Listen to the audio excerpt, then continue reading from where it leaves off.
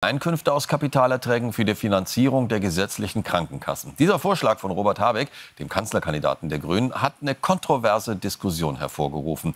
Das ist nur gerecht, finden Sozialverbände. Das wäre der Griff der Politik in die Taschen all derer, die mit bereits versteuertem Geld womöglich für das Alter vorsorgen wollen, sagt die andere Seite. Fakt aber ist, das Thema ist viel komplexer und das Grundproblem der aus dem Ruder laufenden Sozialabgaben in Deutschland löst dieser Vorschlag ganz gewiss nicht. Die Grünen müssen dringend etwas klarstellen. Robert Habeck sprach am Sonntag von Sozialabgaben auf Kapitalerträge. Seitdem erntet er jede Menge Kritik. Der Vorwurf lautet, er will ran an die mageren Erträge der Kleinsparer. Er meine was anderes, so der Politiker jetzt. Ist es gerecht, dass der Druck auf Arbeitslöhne immer weiter steigt, wie in diesem Jahr zu besichtigen?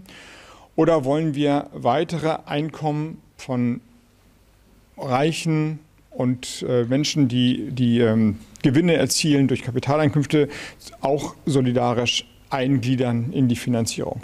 Die politischen Mitbewerber folgen Habeck da allerdings nicht. Im Gegenteil, FDP-Generalsekretär Marco Buschmann hat dafür bereits eine neue Wortschöpfung. Dieser große Habeck-Klau. Doch Kranken- und Pflegeversicherungen pfeifen aus dem letzten Loch. Die Kassen sind leer. Daher rührt Habecks Vorschlag. Doch die FDP will ja gerade das Aktiensparen als Altersvorsorge beliebter machen. Da kommt der Vorschlag zur Unzeit. Auch die CSU in Bayern wettert über Habeck. Das zeigt aber, dass Herr Habeck einfach oft nicht weiß, von was er spricht. Das hat er damals schon gezeigt beim Thema Insolvenz und Handwerk. Er zeigt es jetzt wieder. Denen, die jetzt vielleicht Rücklagen gebildet haben, uns das Alter ansparen, Sozialabgaben aufzuerlegen, ist einfach unseriös und unsinnig. Auch bei der SPD schüttelt man den Kopf. Olaf Scholz meint, Habeck handle da mit altem Wein in neuen Schläuchen. Der Vorschlag wird nicht besser, dadurch, dass er aus irgendeiner Mottenkiste herausgeholt wird.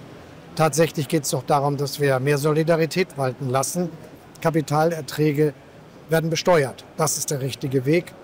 Auch die CDU lehnt Habecks Idee ab, sagt aber, mit den Beiträgen werde zu viel finanziert, was der Staat eigentlich zahlen müsste. Es ist doch nicht richtig, dass die gesetzlich Versicherten zum Beispiel alleine die Solidarität aufbringen müssen für die Versicherten der Bürgergeldempfänger. Ich finde, da hat auch der Steuerzahler eine Verantwortung und damit der Staat.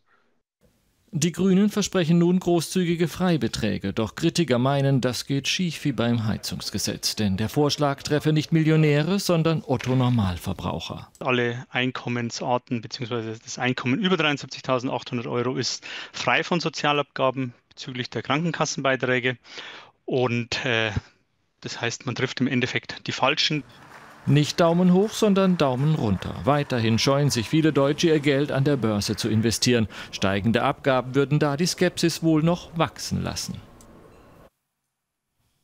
Isabel Finzel, die ist im Deutschen Bundestag. Und da muss man schon sagen, da haben die Grünen heute höchstwahrscheinlich ein bisschen zu tun gehabt, um zu erklären, was denn ihr menschelnder Kanzlerkandidat da eigentlich von wem möchte oder etwa nicht.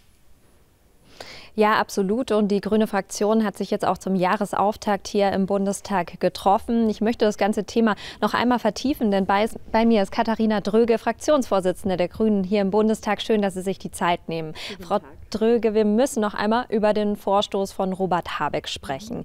Man muss ja sagen, seit Jahren appelliert die Politik an Bürger, fürs Alter vorzusorgen. Und dann kommt der Staat und nimmt sich davon noch einmal was weg. Schafft das nicht auch Misstrauen in die Politik? Genau das ist aber gar nicht gemeint, sondern es geht um Menschen, die Millionen angelegt haben und damit so viele Erträge bekommen, dass sie davon quasi leben können, die nicht mehr arbeiten müssen, sondern die das Geld für sich arbeiten lassen können. Es geht definitiv nicht um die normalen Menschen mit der normalen Altersvorsorge oder die Sparer, die ein bisschen Geld auf dem Konto liegen haben. Um die geht es in diesem Vorschlag ganz definitiv nicht.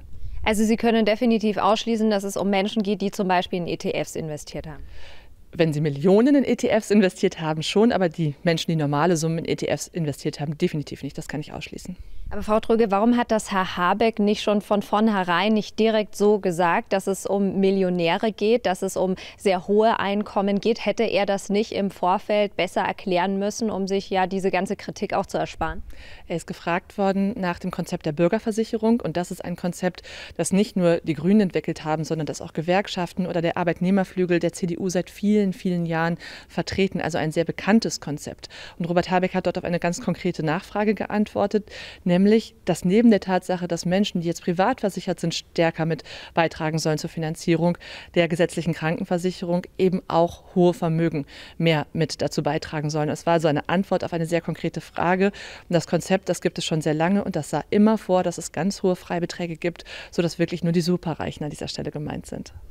Herr Habeck hat vorhin aber auch gesagt, dass der Vorschlag im Detail noch nicht ausgearbeitet ist, dass man sich erst überlegen müsse, wie das im Detail dann nachher aussieht. Er hat auch einen Bürgerrat entsprechend vorgeschlagen.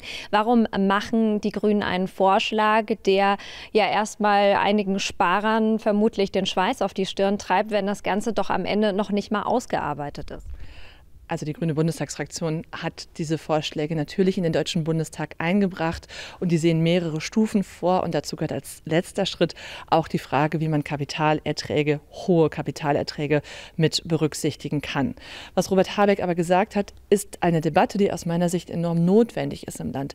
Dass nämlich diejenigen, die jeden Tag zur Arbeit gehen, die normale Einkommen haben und unser Land am Laufen halten, dass die gesamte Verantwortung dafür tragen, dann auch die gesetzliche Krankenversicherung zu finanzieren. Und dass das nicht gerecht ist und dass andere, die superreich sind, sich aus dieser Debatte verabschieden und nicht mitfinanzieren. Darum geht es uns und es gibt unterschiedliche Wege. Und was Robert Habeck gesagt hat, ist, dass die genaue Höhe des Freibetrags von uns als Grüner Bundestagsfraktion nicht festgelegt wurde, weil das ein Detail ist, das im Gesetzgebungsverfahren normalerweise mit den Verbänden und Initiativen und Wissenschaftlern auch noch einmal diskutiert wird, wenn ein Ministerium so ein Gesetz auf den Weg bringt.